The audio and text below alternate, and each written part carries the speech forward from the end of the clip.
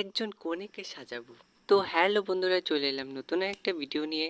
আজকে একজন ব্রাইড আমার কাছে সাজতে এসেছে। ও ছিল প্রচন্ড কালো। আমার হাতের জাদুতে কেমন ওকে ধবধবে ফর্সা করে দিই তোমরা শুধু দেখো। এখন আমি দিচ্ছি আইশ্যাডো। আইশ্যাডোটা একটু অদ্ভুত রকমের, কোনো ব্যাপার না। দিদি, তুমি কেমন কি মেকআপ করতে চাও? একদম সিম্পল, যাতে আমাকে আমার মতো লাগে। ও আচ্ছা, ঠিক আছে।